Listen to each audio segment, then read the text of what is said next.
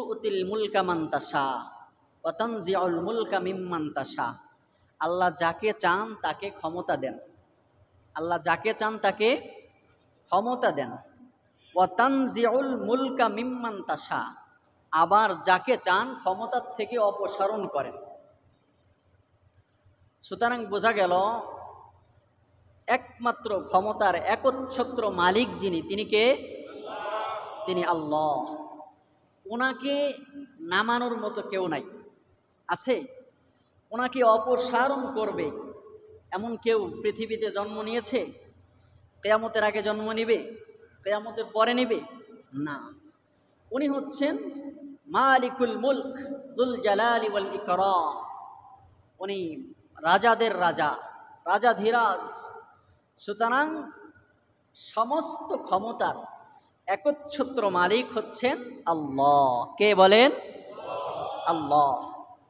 এই আল্লাহ পাক রব্বুল আলামিন কিছু সময়ের জন্য কোন মানুষকে ক্ষমতা দিয়ে পরীক্ষা করেন, আবার কোন মানুষকে আল্লাহ তাআলা ক্ষমতা না দিয়ে পরীক্ষা করেন।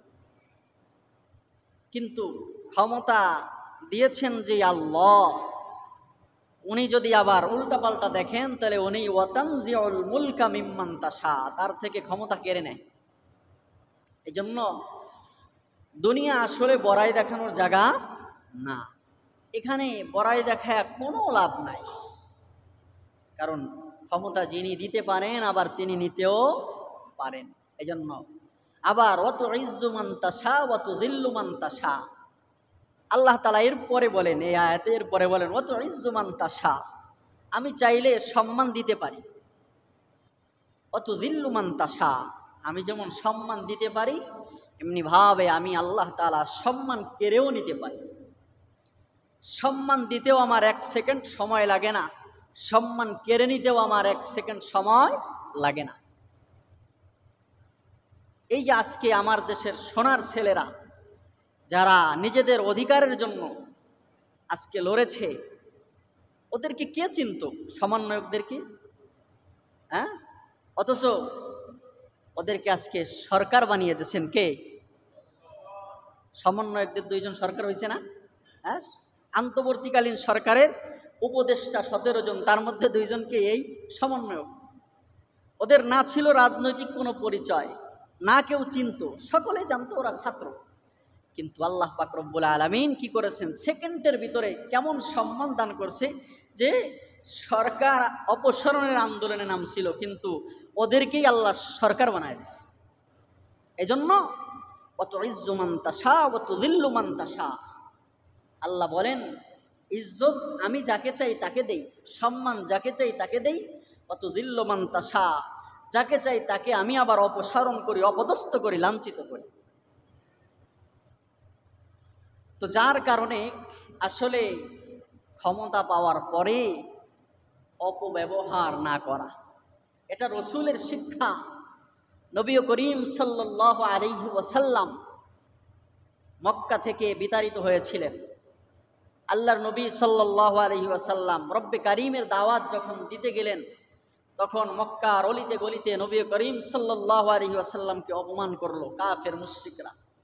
আল্লাহর নবীকে এত জ্বালাতন করলো, সাহাবা একরামকে এত জ্বালা দিল যে শেষ পর্যন্ত মক্কায় থাকতে পারলেন না নবী আলাইহিস সালাতু ওয়াস সালাম।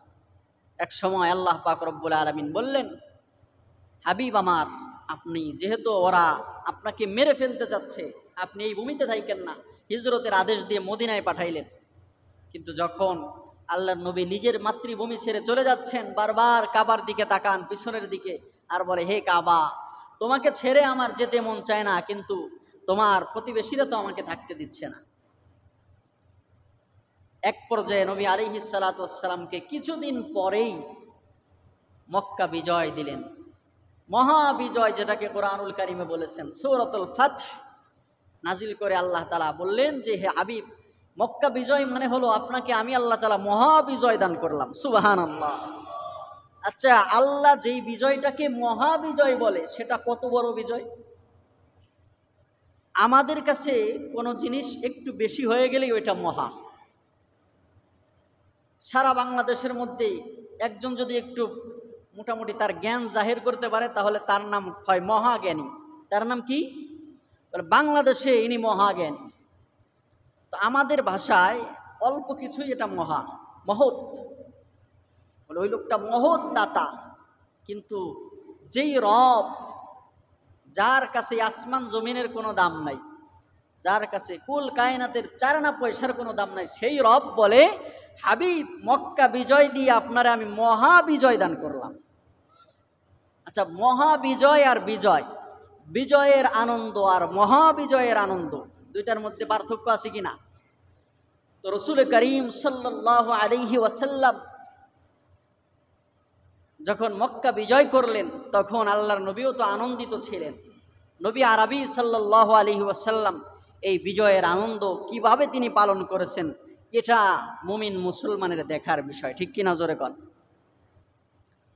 এই জন্য বিজয় পাওয়ার পরে এমন কিছু না করা যে যার জন্য আমরা লড়লাম, স্বাধীন করলাম, মুক্ত হলাম, তার চাইতে বড় কোনো কিছু জানি আবার আমাদের সামনে চেপে না বসে আমাদের উপর।